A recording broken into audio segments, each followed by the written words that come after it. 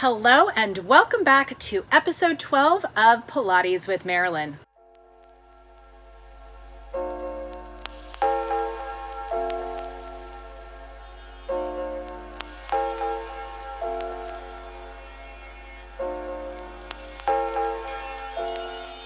I'm Marilyn Harder.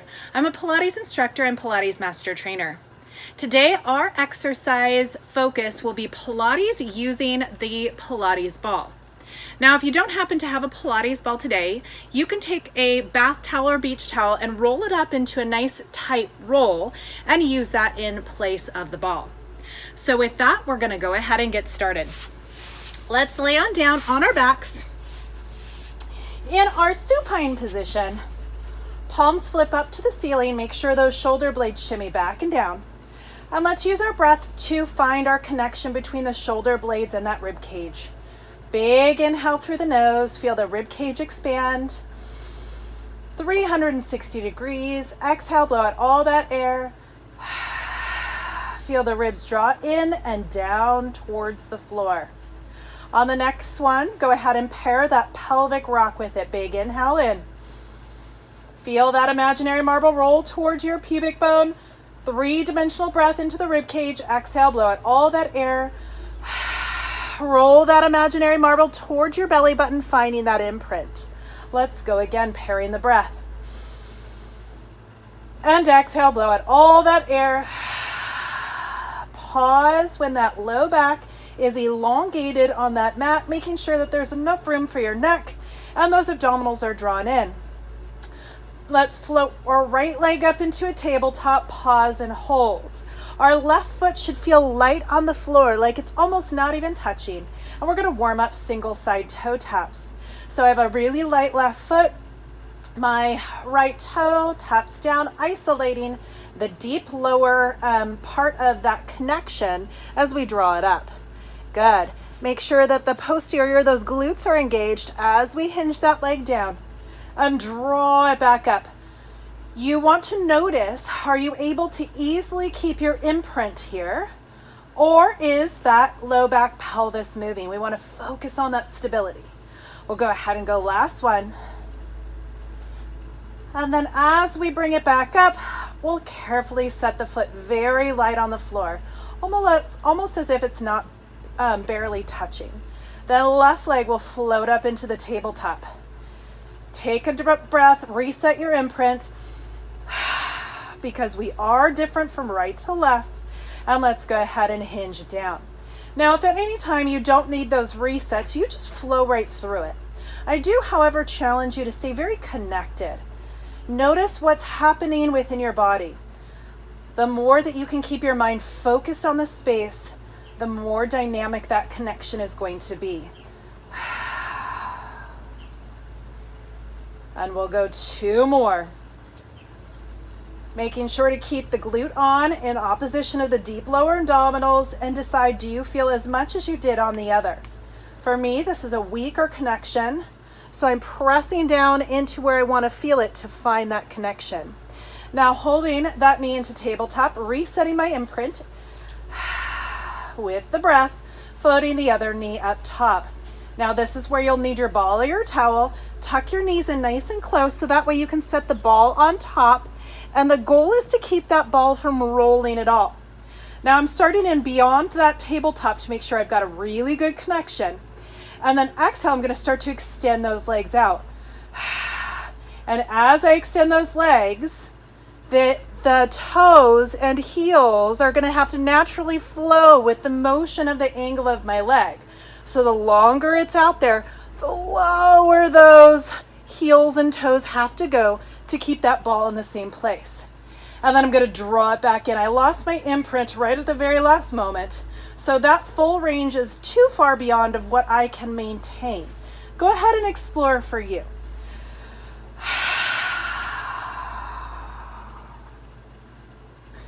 As you can tell, the ball is rolling and moving here. I'm not holding it in between my shins. Whoop! There, I lost it. I went too low there.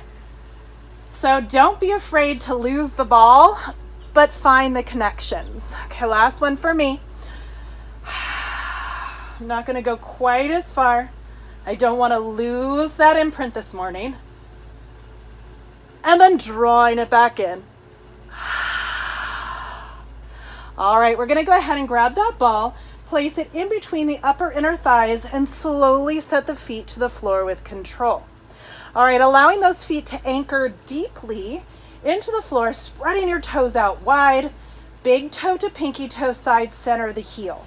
Now walk the feet together until you feel a really deep inner thigh squeeze.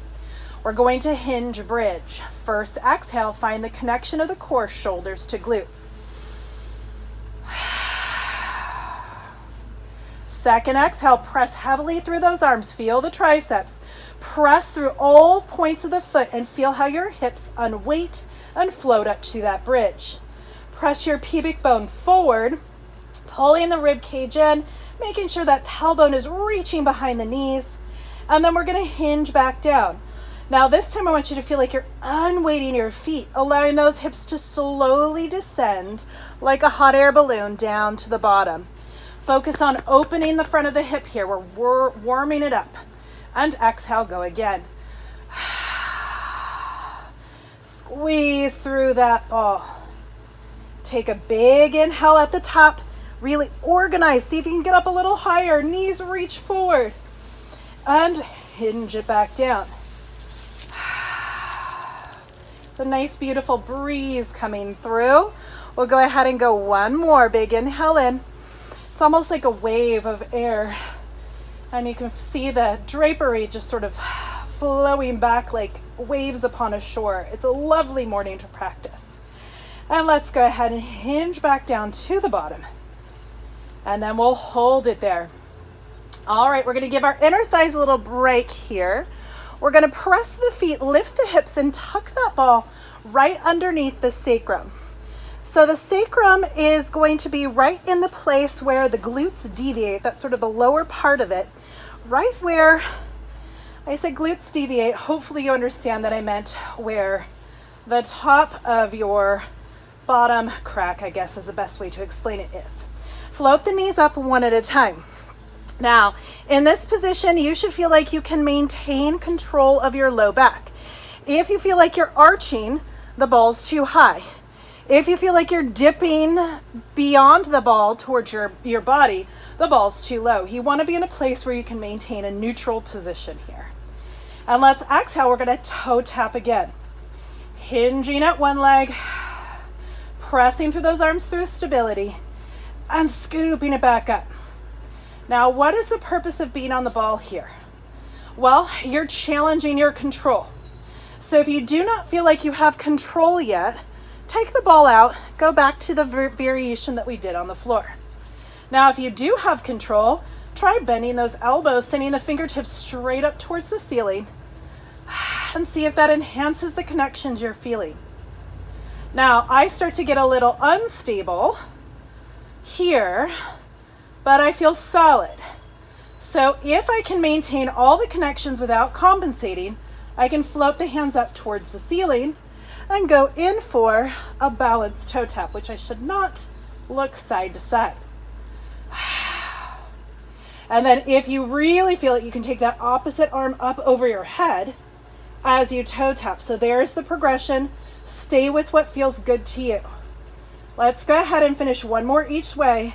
Slower is generally harder because we're focusing on every moment of control. We're decelerating against gravity, so we're not allowing gravity to just pull us down. And we're activating against an imaginary force to draw ourselves back up. That's even for me. I'm going to bring my elbows back down, tap one foot down, making sure I'm maintaining neutral, then the other. And then I'm going to go ahead and hinge up off that ball. Now, if there was anything that built up, let's just release it. I'm just going to take my arms out to a T, float up onto a nice high toe, and windshield wipers right to left. So with control, I'm going to allow my knees to float. Remember, rotation comes from the rib cage, not the low back. And then I'm going to draw the hip back down towards the mat and rotate to the other side. So it's active abdominal work here rather than passive abdominal work. And we'll go one more. And let's go back to bridges. This time I'm going to take that ball and place it in between the ankles, just above the ankle bones, slowly setting it down using my abdominals. And I want you to really draw in against that ball.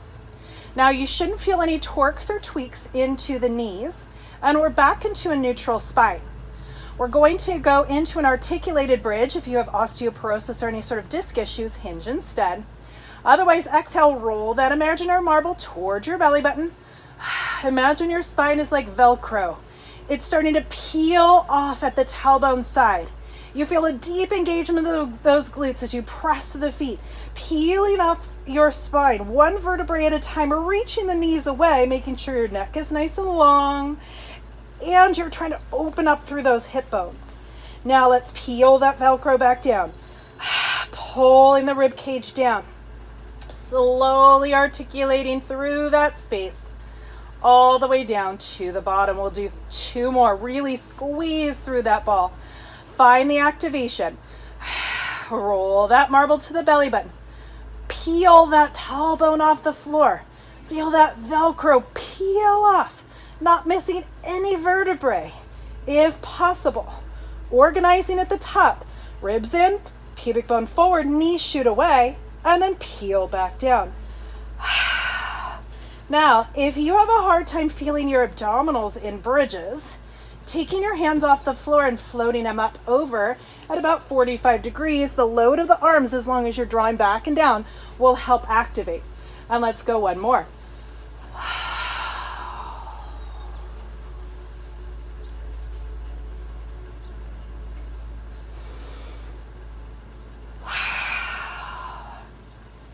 All the way down to the bottom. All right, I'm going to go ahead and draw that ball in and carefully roll over to my right side. All right, so we're going to take that ball and we're going to place it underneath the rib just as a marker here. So this is just a touch point. We don't want to sink into the ball and be there. We want to be barely touching and using it as a tool or a proprioceptive tool to tell us if we're losing our connections through our body. So we're going to be pressing through that single arm. I want you to try and roll the back of that armpit forward so you feel that shoulder blade really slide into its pocket. And then extend out that top leg. Now I want you to reach the crown of your head in one direction and hip down in the other direction to find that nice long line. I'm going to leave my arm there as a touch point for my head to keep it into a nice long alignment. Whew, I always want to escape. And let's go ahead and lift and lower. This is one of the best benefits of having multiple tools. A mirror in front of you, ball underneath your rib, and the arm by your ear. It gives you the ability to memorize what connection feels like. Think of them as like training wheels or periodic places to reset our alignment. And then you can go ahead and take it away and see if you can maintain those same feels. Good. So in my opinion, while you're learning, there's no such thing as too many props, but just don't allow yourself to rely on them. Once you've got that connection, challenge yourself. Last one, hold it up there. And let's go ahead. I'm going to take that ball over my head and I'm going to sweep that toe forward without arching or rounding my back, taking the ball down to meet it and taking it back. Now, I don't have a whole lot of control of my hip joint, just the way my body is put together. So I am probably not as great in range of motion as many. And I'm okay with that because I know that my range is perfect for my connection. So don't judge it. Last one. And then let's go ahead and bring it on in. And then we'll stack up into a Z-sit position. So Z-sit, one leg in front, one leg tucked back. If this is not a good position for you, refer back to earlier episodes in good modifications for your body. All right, with that ball, I'm going to press it into the pinky side of that hand. Again, rolling that armpit forward to find the downward connection. And then I'm going to slowly roll that ball out. If you notice, my hip is staying put, and it's an active side bend. Now, Downward pressure into the pinky side of that hand as I take a big inhale in, expanding that single lung. And then exhale, pressing down through the ball to restack and elongate my torso back up. Let's do that again. Inhale here. And exhale. Inhale to hold. Lifting up through the rib cage. And exhale, restack up. And we'll go ahead and go one more. And you may notice I talk quite a bit about bones in space or anatomical connections. And that is because I have a hypermobility disorder. And exhale, restack up. So if no one tells me where my bones are supposed to be in space, I honestly don't know. I'm just sort of guessing. So I teach for people like me. So if the anatomical references are too much for you, just know you can always mute me out and just follow along with the flow. There is something to be said about really enjoying your practice in quiet once you really understand the motions. All right, so let's go ahead and really reach your top leg away. Remember, down, slip that hip. Opposite hand reaches over, squaring things off. I can see the twist in my body. There, that's better. A crown of the head in one direction, tailbone is the other. And we'll go ahead and lift and lower. Remember that ball is just a touch point and not something we want to rely on. If this position bothers your neck, you can always look down to the floor or make your way all the way to the floor in our nice elongated position. I have disconnected my little glute fold there, so I've got to really focus on keeping it active. Good. And we'll go ahead and go a few more. Always thinking one set of one. Each and every rep should have purpose and connection. All right, now let's go ahead and take that ball out if you can. Take it up overhead, and we're going to sweep it forward. Really reaching that tailbone away, and then point and reach it up and over. You got it. So really focus on isolating that position. And we've got one more.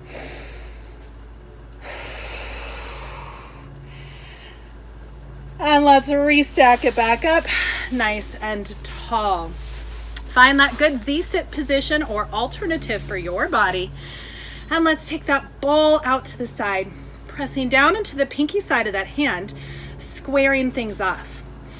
As you press down, really find that connection of the back of that armpit rolling forward, rib cage drawing back in against it. We'll slide on out, keeping your hip rooted. Take a good deep breath into that side body. And exhale. Press down into the ball, stack back up. We'll go two more. This is my tight side. So I really enjoy the breath into it. So if you notice one side is tighter than the other, take more than one breath there. There's so much we can do with just the mechanics of our body as far as it goes to the way we wear our bodies. So our breath is a huge, powerful tool.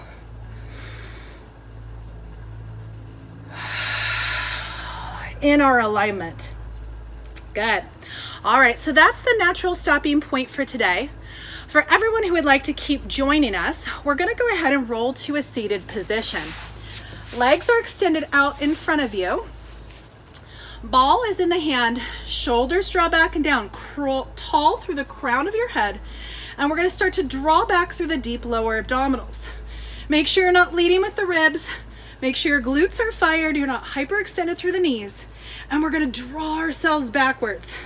And we're only going to go down as far as we feel like we're connected, and our feet don't want to lift up in space. And I think I'm going to pause right here. Now I want you to take an inhale. We're going to rotate our rib cage over towards the left hip. The ball stays right in front of the center of my chest. I don't reach it across. And then exhale, draw it back to center. Try and deepen the connection. Inhale, rotate the other way. And exhale. Draw it back to center, and we're going to keep that curve.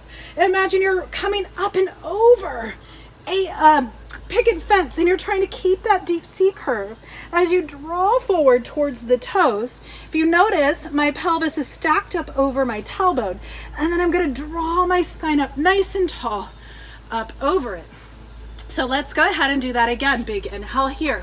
If it causes any pain or discomfort into your low back, the alternative is to tuck that ball underneath the low back, bend the knees, and we'll hinge this time. So either repeat number 1 or join me in number 2. And then this one, we're going to inhale, and instead of taking the ball to the left side, we're going to open that left hand. And exhale, draw it back center. Remember, rotation comes from the rib cage, not the low back. Keep the hips solid. Inhale, rotate. And exhale, bring it back up. For those of you in the C curve, take that C curve up and over. For those of you who are hinging flat, come up nice and tall at the top. All right, if you need to hinge, you go ahead and roll down onto your side and come to your back. Otherwise, we're going to take it all the way down to the bottom. Inhale here. Exhale, draw through the deep low abdominals and slowly peel that spine down. One vertebrae at a time, trying to hollow and deepen through that C curve without jutting your chin forward or disconnecting your mid back. All the way down. Hello, just like a wave. It's peeling away from behind me. All right, ball comes up and over. Shoulders draw back and down. Big inhale here. Exhale, chest lift up. Now, if you have to maintain just a chest lift, come up just to the point where you don't feel any pressure into your low back, stay there. And then we're just gonna kind of crunch here. Otherwise, you're gonna continue to roll up through. Remember that picket fence. We wanna hollow up and over. Dive over that imaginary picket fence, drawing that belly button backwards in opposition so you don't stab yourself over that picket fence. And then restack it up nice and tall. All right, last but not least, we are going to practice our teaser. Now, if you're down on the floor, you can stay there and go into the tabletop abdominals we started with. Otherwise, we're in the seated position. We're going to draw the lower abdominals back. So we're in a balance point between our sits bones and our tailbone. Float one leg up, find the connection, shoulders back and down, float the other leg up, and let's balance that ball onto our teaser. Again, you can take it back into the tabletop abdominals we started with. All right, I have my hands back and behind my knees, and I'm just gonna let go here. Now, I'm gonna draw my belly back, sending the legs in opposition, taking it to a long, wide teaser. The ball will roll off. And then I'm gonna take that ball, and I'm gonna reach it up and try and tap my feet. If you need to, you keep it into that tabletop teaser and just balance. But those are the progression options. All right, so either hold it, hold tabletop at the bottom, or you can go to that full extension. Laying it out. If you really want to, you can take the hands up over your head. You can even go all the way down to that fully elongated position. And then chest lift up. I have not taught you how to do this, so if you're like, wait, what? Don't worry, it's coming in an upcoming episode, but I had a request. Throw some hard things in so at least I can practice. And let's do one more of your variation. Slow and connection. All the way down. Slower is harder. It allows us to stay connected. And last one I'm going to do without talking. As soon as I see my toes, I start to float up. Come in as nice and tight as I can, elongating in both directions, and then draw it on in and tap it back up. All right, let's go ahead and finish off in some good stretches. Sometimes that can build up in the low back if your abdominals disconnected in that teaser variation. So just know it has nothing to do with your abilities. It's the endurance in a very awkward position. So just as it is learning a new language, this is a new language in your body. So be kind to it, honor it, Don't judge it, and just keep practicing, always in a pain-free way. Let's hinge forward and really try and lengthen through that low back. Right now you might feel a stretch in the inner thighs, outer glutes, maybe even those hip flexors. So tight and weak hip flexors also come into play in teaser. So when we break that down in a few weeks, I'll give you some good stretches and activations you can do if you feel it heavy in the front of your hip and in your low back versus deep in the abdominals.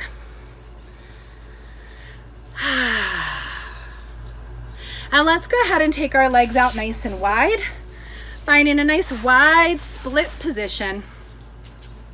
And we'll go ahead and round ourselves forward, dropping the head down.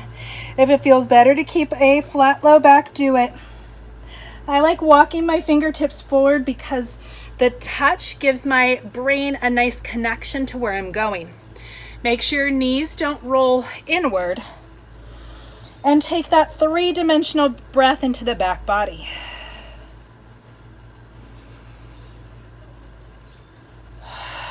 And let's walk our way over to one side. You can reach, you can lengthen, whatever feels right to your body. I like to find where it's tight and activate or release through there. Often we think it's our low back, but it might be our glutes, our hamstrings that are tugging the pelvis and causing low back pain. So just be mindful that you don't overly round into the low back at any time. Again, rotations should be coming up from that upper torso. Our upper vertebrae have 3 degrees of rotation in each vertebrae. Our lower lumbar spine has 1 degree of rotation in each vertebrae.